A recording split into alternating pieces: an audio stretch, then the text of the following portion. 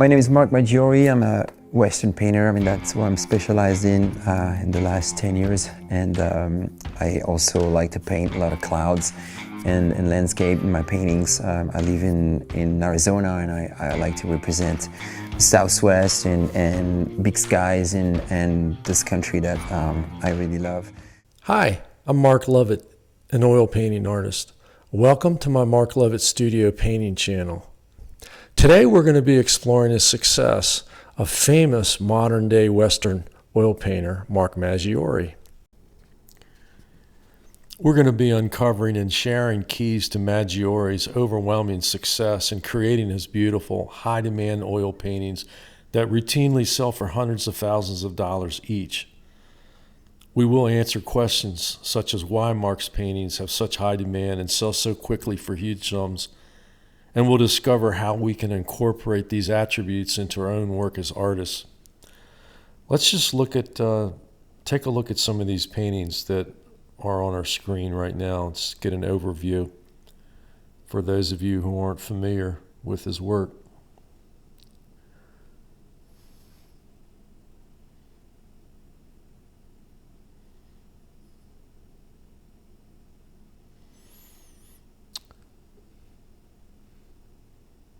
Definitely more than copying photographs, a realistic copy of photographs. You can see it's more to it than just getting some great resource photos and doing a really good job of painting photorealistically. It's more than that.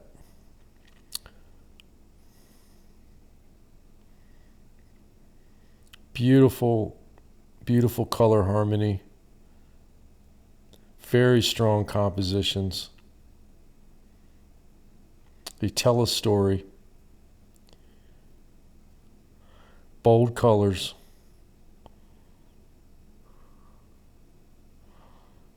with a cinema type sensibility.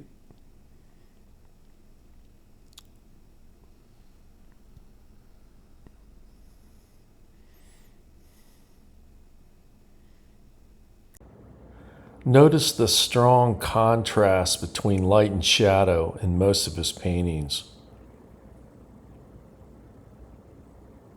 We'll get into some more details as we go through. I have put together a compilation of interviews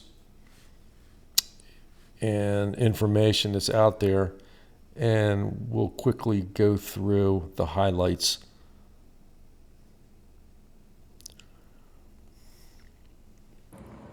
These paintings on the screen are some of his older paintings, I think 2020, 2021, 22. We'll try to focus on some newer paintings as well.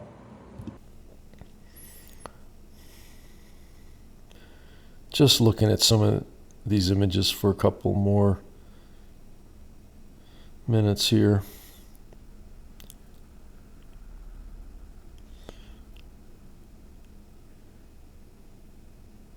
Strong colors, interplay between complementary colors, red and greens right here with the blue.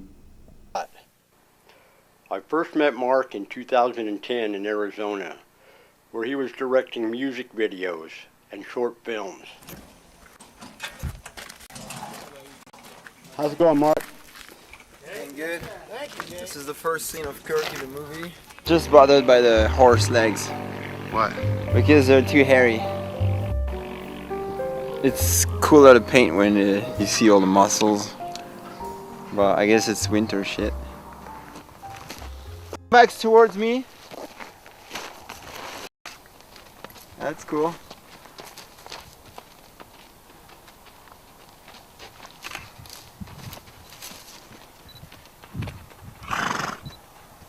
Awesome. Because I don't like that because it's gonna go on the way.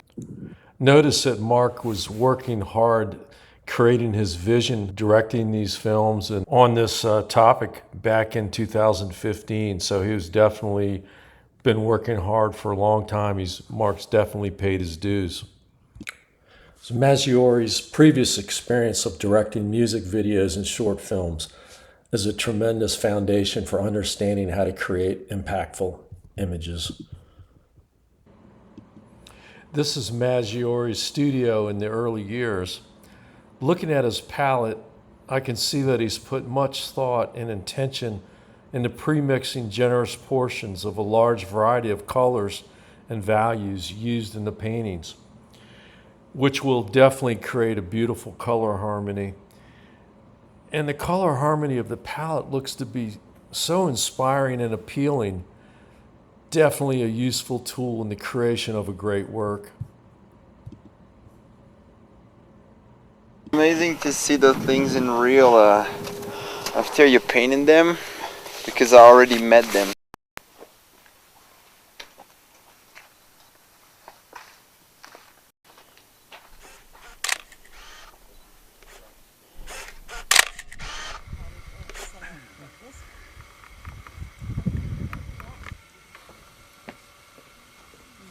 You have the keys? I didn't bring any purple.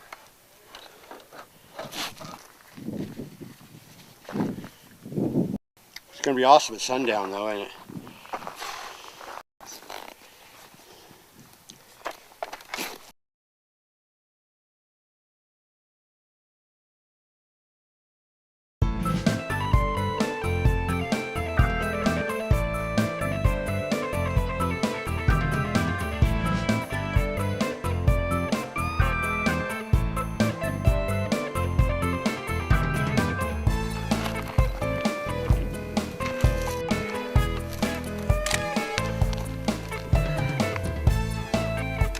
Down.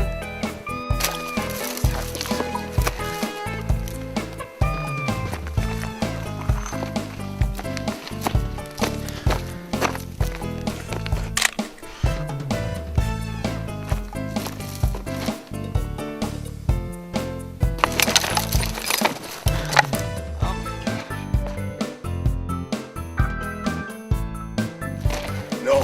Oh, man. You want to run back again? Him here. We just need to move the cactus here. So according to Mark Maggiori, the most important part of his process is the creation of his resource images. He puts great effort and expense into hiring cowboy models, horses, directing and staging these photo sessions with the intent on telling a story like a movie, on location. And this is very time consuming, very expensive.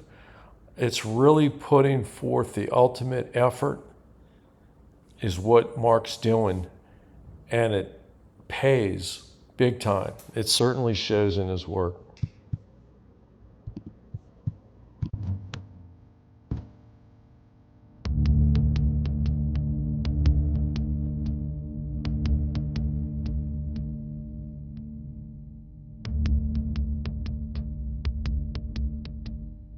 West has been kind of a starter for me, like an inspiration to start painting, because I was doing other form of art before, like mostly filming.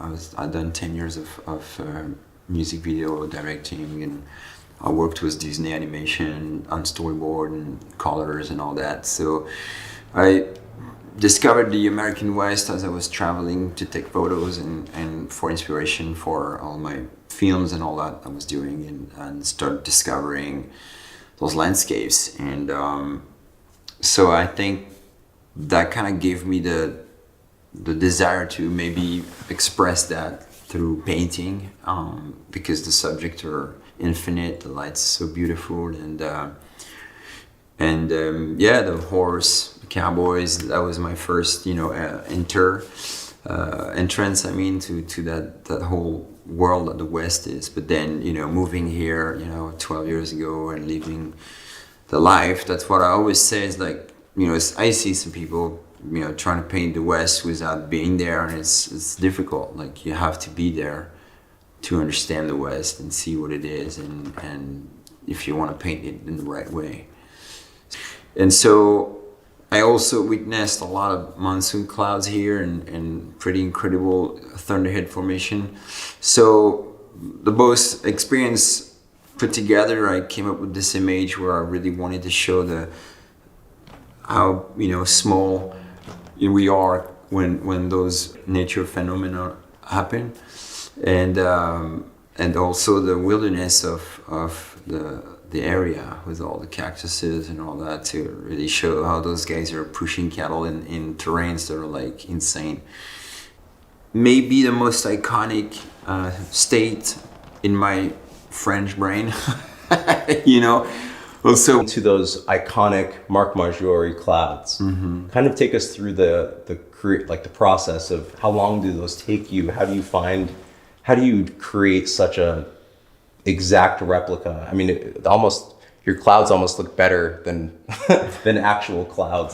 It's unbelievable. well, thanks. Well, I get in the zone with the clouds, and there is something really hypnotic about clouds, and something very how do you say, a cloud doesn't remain, which is the most incredible thing about it. And when you witness those thunderhead, how they form, and if you do a time lapse of it, you see how quick they move, and people sometimes don't notice, just look up and, oh, it's a nice cloud, and they keep on going, do about their thing. But it's crazy if you like sit down and stare at it, and like kind of see how it evolves, and it pops, and then kind of and especially at the end of the day, when they get hit like that and they become yellow and pink, and then when the sun goes down, even if the cloud was so impressive, the minute when the sun goes down, it just becomes some kind of like dark, it's gone. And it's insane, like the theory of like what the light can do to that thing is mind-blowing. I mean, I still try to understand how it works, and even if I studied it so much, there's still a mystery about it. Can you take us through some of your creative process and how long it takes you on average to complete a painting from start to finish? Yeah, so I do those trips where I meet people and I arrange that, and I'm doing this more and more to put myself in an experience, to soak it in. And usually I go to a land or a place that I'm attracted to, and I'm trying to meet or bring the people that belong to that land, so I can really understand what it is, in order to paint it the proper way. I haven't done that always. I didn't start like that. When I started, I learned a lot as I went about different things, and so I need to do this. I need to experience something, to like feel it inside my heart, and then I can paint it. That's the example with that painting here on the easel. It's this whole emotion that I had when I experienced this moment. I could not make this up just like that. It have to be there. So the key point is being there in person to experience the environment firsthand, then realizing that he wanted to express the dramatic vastness of what he was experiencing, choosing to even reduce the size of the figures in comparison to the rocks and sky in the background to help push the drama and contrast in the image.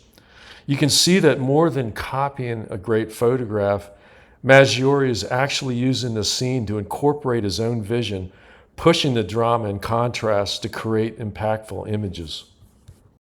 So I feel like when I started to paint Western, I was really focused on the figures, and the background was the background, and literally the background, like behind the figure.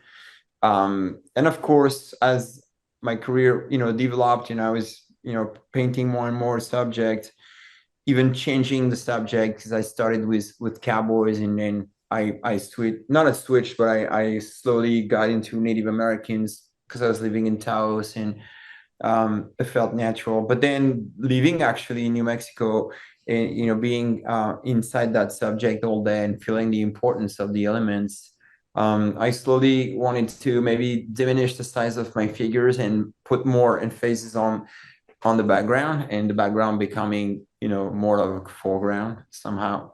So it all kind of get to the peak on that painting I did with this very small subject, Native American, and then the cloud was huge, and we had a really good. I had a really good reaction on that when I posted on my Instagram. I remember thousands of comments because it was different all of a sudden. And so at the show, for me, that was kind of like the pinnacle of the show. And so yeah, I'm very excited about that direction because taking it from there, I'm probably gonna keep exploring and that way, landscapes and maybe reducing a little bit the size of the figures, not all the time, but it's interesting, and so that's a nice little route that I'm really enjoying exploring. So I mean, obviously the process of getting references is for me the most important and most interesting part, because it's human experiences, and I think that's what kind of like feed your soul, and it all has to go from there. So yeah, I really do like to create those moments, by going out there, meeting people, and setting up photo shoots. It's not always easy to do it because we're super busy, and it takes a lot. Recently, I also have lots of back problems, so I can't be as much as rock and roll as I used to be, jumping there and jumping there. But hopefully it'll get better. But anyway, so it's one thing to like create that, and then when you come back with all your material, you've been like so inspired and kind of like electrified by this moment or those days or whatever you've done with models. You go back to your computer, start looking at things. There is this magic that you've been capturing somehow, somewhere, and I know when I shoot, I'm always super like, so sometimes I see things during the photo shoot when I'm like, oh, this was great. But sometimes it's even better. It's like there's been like a light effect or something that happened as you were shooting that you were not maybe aware of, that ray of light that hit the face, the thing, and the horse, the reflection on the. And this, you see it when you see your photos, and you're like, wow, okay, this is it. The crazy part is that when I do a photo shoot maybe I shoot for a whole day or an afternoon, you come back with, sometimes more than 1,000 pictures, and you go through it, you're going to have maybe 2 or 3 paintings from that, like 3 or 4 major. That's it.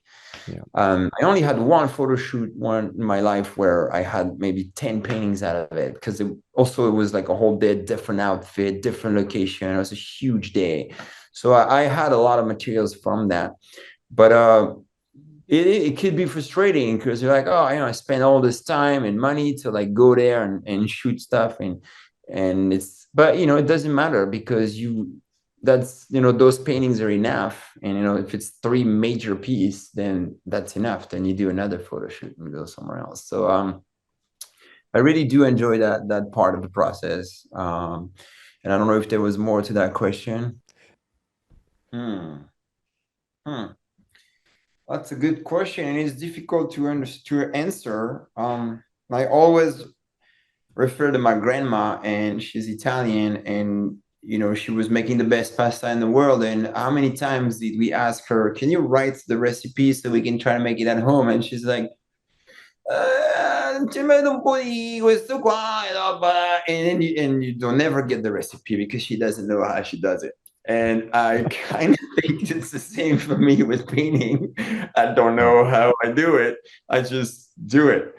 And of course, I apply some rules that are like super, classic, and I've learned over the years, about, kind of like, the difference of the tones, and, bouncing warm and cold constantly, and also the ratio of light and dark in an image, the kind of like trying to apply to like the 1/3 all the time. So it's either 1/3 light or 1/3 dark, but it kind of like just playing with that all the time. And it's, again, something that is very sensitive. Like I say, I'm always working small, and I do my images first. I work on Photoshop, I play it, compose the stuff, so I make sure like it really appeals to my eye. And I also make sure that every time I paint the subject, I sketch it before, so I know that, you know, the lights and shadows are playing well on the subject. And that's fascinating because when you look at three poses, you know, if somebody moves on a horse and goes like this, and you do 1, 2, 3 pictures, Mm-hmm. the light's completely different in each of them, even if it was like the same moment. And one of them is going to be great, and maybe the one right after is not great. But you have to test that by sketching it to kind of look at it instead of just jumping in it. Oh, a cool photo, I'm going to paint it. Yeah, but maybe there's a better one where the light reflects better. And so, yeah, that's the thing. I'm always, yeah, make sure that the light has a path through the painting, and you know it's bouncing at different places, and it's So let's consider this painting on the screen for a minute. I believe he calls it Riders of the Coyote Moon. What do you see when you look at it? I see a very strong foreground, a very strong middle ground, and a very strong background. The foreground being the brush, very detailed and fairly sharp in a lot of ways. I don't know how to express it, but in your face, right up in the front, right up. When you initially look at the painting, it just hits you, this foreground, very strong. I wouldn't say it's super realistic. I haven't seen the original photograph of the image, but my assumption is that it's more Mark's interpretation of these the brush. So and then the middle ground, we got the cowboys and the horses, very strong, nice. The light coming backlit from the moon. You can see the light striking on the very edges on our left as a viewer, coming down the rim of the hat, the brim of the hat, the rim, outline of the face, along the shoulder, along the arm, along the rear of the horse, on down the leg, and the front figure. You can see the rim light along the hat, along the front of the face, just on the rim, just on the edge, coming down the arm, coming down the rear of the horse, down the rider's leg, as well as the light coming slightly on the mane and the ears of the first horse. So Mark was saying that it's very important to have light going through the image, and that's what we have here. We've got dark shadows, we've got light, and the light is coming from the moon in the back, and it's going right into the focal. I would say the focal area, the middle ground, but Mark, obviously his cloud is a huge focal area as well. So so you got a very, very bold, strong background with the moon and the cloud, primarily the cloud.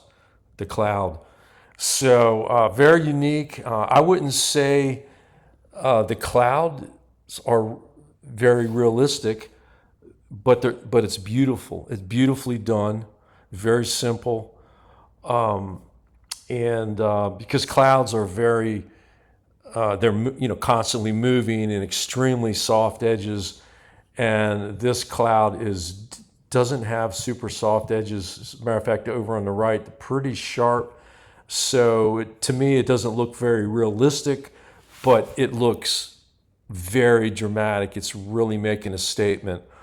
I mean, it feels good, even though it's not super realistic. I mean, it's a wonderful expression of just so dramatic. And the color scheme is pretty much, I would say, kind of a greenish gray, most of the painting. with some grade greens and some grade reds. So it's predominantly one color, which is a good basic compositional rule in color theory. So it has beautiful color harmony. But very striking. I would almost say surrealistic. If you saw this, you wouldn't think, wow, this is an super actual realistic scene. You would think, no, this is a dramatization. You know, this is a cinema. This is a movie production. This is an emphasis. This is Majiori's vision of the scene. This is what he was experiencing when he was there, dramatized, which adds value to the work. All right, moving on. One other thing I'd like to add is that the colors are very subdued, not as many of his other paintings, which are very pumped up, very saturated. And the other thing is that if you squint down, even though the painting to me is more surrealistic, if you squint down, the values cause it to read accurately. It does read real. Yeah, exactly. I think by storyboarding a lot, I did a lot of storyboarding and always try to make sure everything is very simple and at the right place, and that is always like dark shadows, dark shadows, dark shadows, dark shadows all the time. And yeah, I play a lot with some basic color rules, but I think everybody kind of does that, but maybe not. I don't know. It's just all the impressionist rules. I play with it mostly at the end of the process, when the painting is pretty much finished. I do a lot alla prima, but sometimes I do a second coat. And at the end, just an example, if there's bushes in the front and Okay, so we're going to look at a painting that I have on the screen there, west of the Rio Grande, I suppose, and taking a close look at this painting, and I'm seeing that it really is demonstrating his use of warm and cool colors constantly, as he says he does. Look at the foreground of the foliage. It's mostly greens and yellows with cool greens and greens, with lots of brownish reds in the shadows, which is giving you that warm. So you're getting that warm, cool interchange, which makes it very interesting and unique. And the same thing on the horse. If you look at the red and brown, predominantly red, brown horse fur, and then hair. And then if you look in the light, he's actually using a grade green in the light. So you get that warm, cool interplay right here. And I would imagine that the original, when he was there experiencing the photo session with the horse and the model, that it wasn't there in the original image, in the original photograph. I suppose that's him adding a little bit of Majiori, knowing that the interplay of the warm and cool is going to make it a more interesting, powerful painting. And the same thing you can see in the red-brown rocks in the background. He's using grade green in the shadows, so it makes it more interesting and pops it. Nice interplay going on.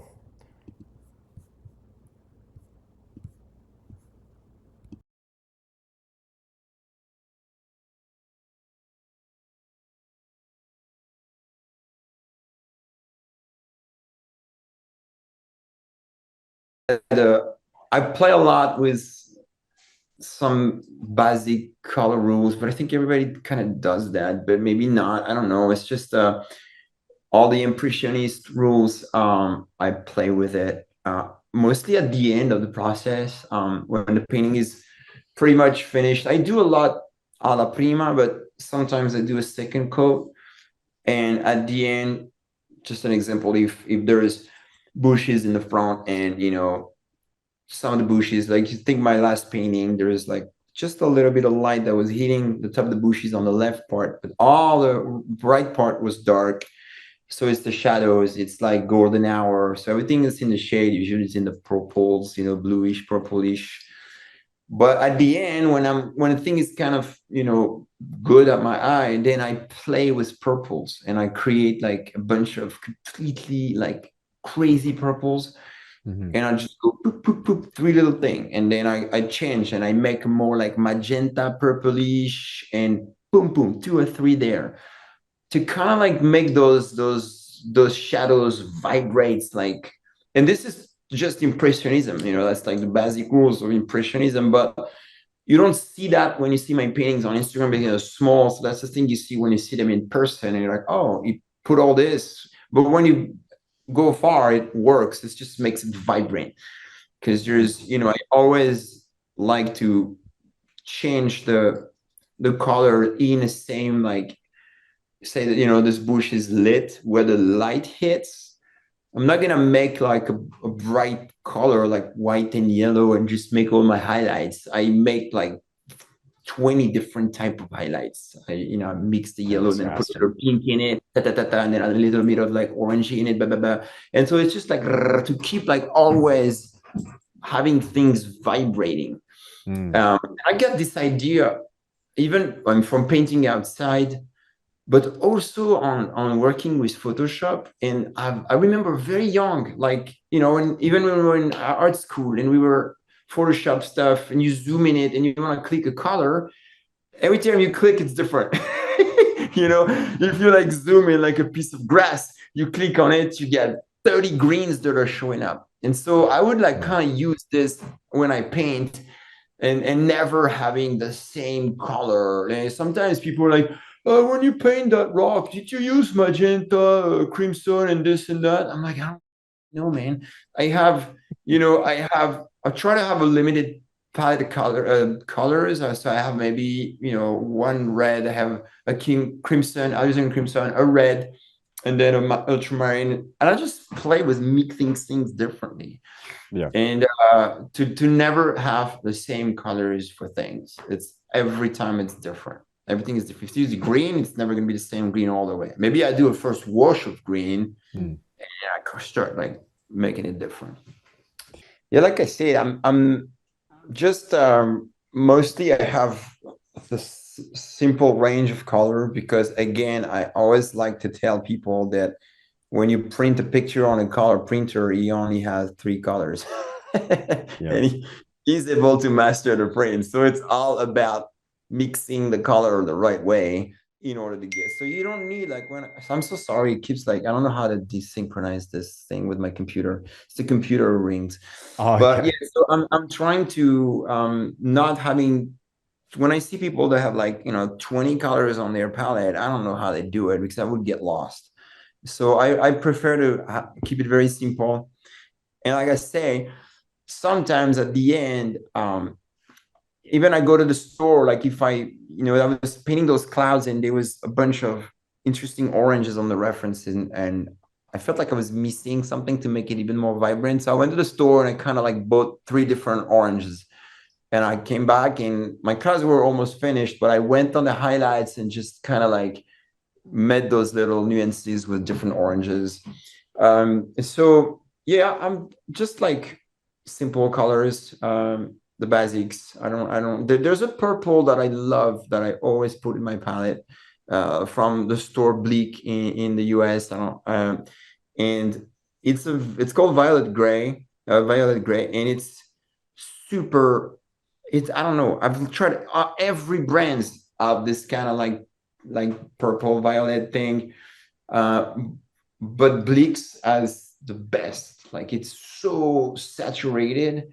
And so I bought, I always buy them by pack of 10 and I always have it. Like, so no matter what the color of the day, if I do it, like you say, I seen at noon or I seen at night, or there's always going to be this purple in it because it works all the time. Like if it's in a bright day, it works very well with greens. If it's a nocturne, it can actually work too, even on like the sky, you can put little, so it's a great color to have. Okay, so I've got another painting up on the screen here. It's called Cannonball, and I want to just kind of touch on some of the other keys that make Mark Maggiori's work so successful. Some of the rules that he follows and some of the basics to his process. Mark says that he uses the ratio of dark to light, 1/3 light or 1/3 dark all the time. So that's just a basic outline, but the takeaway is that you don't want to have half your painting light and half your painting dark. He doesn't do that. It doesn't work well. So make it 1/3 dark, 2/3 light, or 1/3 light, 2/3 dark is a basic rule that he follows. It works very well. Mark Maggiori, he works up his images in Photoshop, and he's not against making changes to an image. Obviously, he does that a lot. He doesn't want to just copy an image and period. So he gets his resources, and then he adds and creates, adds different elements that might not be there, and enhances certain elements, minimizes certain elements in Photoshop before he works on his image. So once he creates something in Photoshop to dramatize and increase the beauty, the drama, the impact that's already there, and he falls in love with the thumbnail or the resource image, then the next step is he works some sketches, does some color studies to see how it's going to play, how the shadow is going to play with the light, if the shadow and light fall well on the subject or not, or if it needs to be changed. Sometimes the light and shadow is not flattering on a subject, and so we can make some adjustments to that before we get started. Let's see what else. Mark says, make sure the light has a path through the painting and bounces in different places. So I think, like the painting that we're looking at, let's see, Cannonball. You can see the shadow and light coming straight through from left to right of the painting. Light is coming right through, and the shadow is coming right through as well. So that's a really good example of how he has light coming through the painting. And let's see, what are some of the other rules that he uses? We already said the warm and cool interplay, which makes the colors vibrate. He does them in the shadows as well as the light, and sometimes he does the interplay at near the end of the painting after he has most of the work done. Let's say he goes back into the highlights. Let's say the highlights are very basic colors in the highlights near the end of the painting. He'll go in there and vary the light, the value, the hue of the highlights, warm, cool, keeping the same values so they read right. And he'll do the same thing in shadow. So in the shadow, he'll have various colors, so they're bouncing and interplaying, vibrating within their value, which adds a lot of interest and beauty to the paintings. Let's see. Okay. One of the things that some of the newer artists might be interested in. Well, what's Mark Maggiori's favorite paint color that he uses all the time? Well, I'm going to save you the time of going through 10 hours of videos to find that. And his answer to that, his favorite color is Dick Blick, made by Blick, and it's a purple. His favorite purple. It's called Violet Gray, and it comes in 40 milliliter tubes for about $3. And Mark says he uses it in every painting, in light and shadows. So check it out. I haven't checked out that paint yet, so might be fun. I hope this video has provided some insight to one of the most significant oil painters living and working today, And I hope you can apply some of what you learned in your work. If you have any questions or if there's any way I can help you, please leave a comment and I'll be sure to reply. If this video has helped you in any way, please leave a like and subscribe. Thank you so much for taking the time to make it all the way to the end of this video. See you next time. Bye.